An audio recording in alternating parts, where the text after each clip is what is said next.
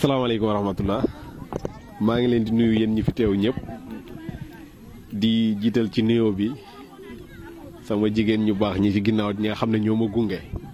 waa association Defar Gox bi mooy sunu yitte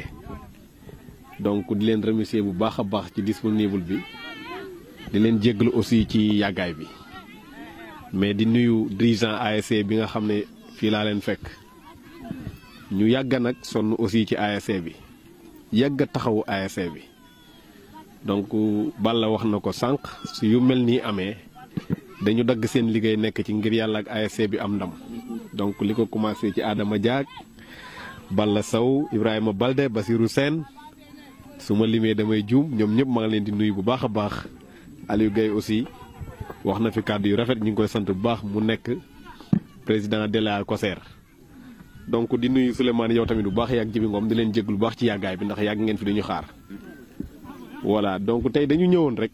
association Defar Gox bi dafay liggéey ci domaine yu bari yoo xam ne sax des fois dafay nekk ça n'a rien à voir ak politique xëy na ñoo xam ne ñu bari ci politique rek kese lañ koy xaar mais xëy na day yaatal liggéeyam ci côté yu bari ñu dëkk ci dëkk bi bokk ak ASC bi ñuy sunu frère di sunu rakk ñu gis ne aussi ñu ngi jëm ci ay nawetaan jaadu na association bi xalaat lan la ci mën a participer ñu def réunion defaat réunion mbokk yi waxtaan jàpp ni kees gi war nañ ci mën a génnee dara pour mën koo jàppalee ASC bi donc biñ ci waxtaanee ñi génne une somme de 150 000 def ko ñetti partition benn bi dañ koo jox dirigeants yi ndax yaakaar naa suba la ñuy def seen mag si war def regroupement donc ñu jëlaat beneen partie boo xam ne dañ ko jënd ay ticket jënd nañ ci ticket yi lu mat 100 ticket aussi voilà jëlal leen aussi ñaari car donc ñett yooyu daal lañ ko division ñëw waxtaan ceeg ñoom di leen sant ñoom bu baax ñu rafetlu ko teg ci ay kàddu yu rafet aussi encouragé ñu ñaanal ñu wane ni ñun ak ñoom ñoo bokk dëkk bi ñoo war a mën a jàppalante pour suñu ASC jëm kanam donc ñu ngi leen di delloo remerciement bi ñoom tamit di leen sant bu baax di wax ni aussi nañu ñaanal ndax ku ne xam na nawetaan du benn maxi du ñaari maxi du ñetti maxi te tey bu ñu la joxoon daanaka 500000 dina yem ci benn maxi donc ñu ñaanal ñu baax yeneen maxi yi ci topp ñu mën a defaat yeneen taxawaay ànd kook ñoom ba keroog fi yàlla dogal ñu yegg fa. di ñaan aussi coupe bi yàlla na ñëw Xelcom Cité Maguette Sène donc maa ngi encouragé ñëpp di nuyu ñëpp nag di wax président supporters yi nañu taxaw incha allah suba daal yàlla na yàlla maye ndam li mu ñëw fii. Defar Gox bi donc dinaa ci taxaw tuuti jibi Defar Gox bi daa nekk benn association boo xam ni damay xaw a su ma ciy wax sax damay xaw a ndax en tant que président lu bari aussi wax ko day xaw a jafe mais dinaa leen sant bu baax ndax niñ ma jiitalee non seulement ak niñ ma jàppalee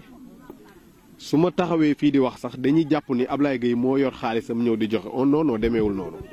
waa Defar Gox bi ñoo jël seen xaalis jox ma ko jiital ma pour ñëw jàpp ci ASC bi donc xam naa kii taxaw sama côté ñu bari miinuñu ko muy Omar Ndiaye donc mu dëkk ci dëkk bi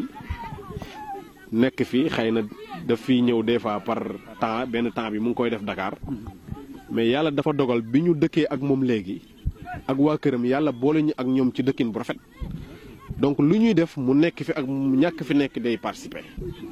donc somme bi ñuy joxe nii participer na ci lu am doole te pourtant yàgg na ko def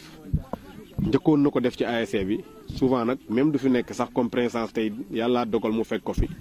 mais ñu ngi lay seedal sant ci moom waa Defar Gox bi moom donc lu ma wax ci ñoom rek doyut xëy na ñoom daama xaadim amuñu jot nekkuñu fi mais yaay Ami Diop Nogay Dieye Maram Diop Daba Dieng Ami Touré aussi mi nga xam ne moom la yàlla dogal mu nekk conseilleru dëkk bi mi ngi noonu suñu ginnaaw ak Aram Diagne donc sant nañ ñëpp bu baax a baax.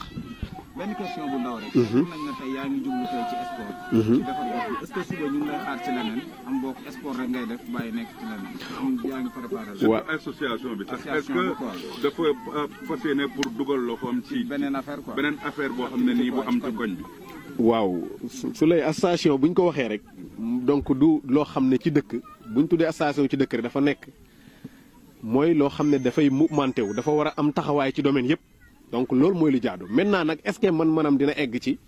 fu lu ne am rek mu mën fa taxaw mais fas nañ yéene lépp loo xamante ni lu baax la ñu di ko taxawal ci dëkk bi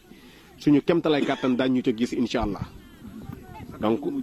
sama kàddu gu mujj mooy yu mel nii nag su Jibi Ngom souvent suñ koy def dañ koo déggati ko. ma di waxal nit ñi nag ñun niveau defar gox bi la ñu àndal di liggéey lépp lu ñuy def ci keesu defar gox bi lay jógee donc souvent am na ay final yu bari yu ñu fi def parrain ñu def ci ay action ñëw ci su passé da nga ciy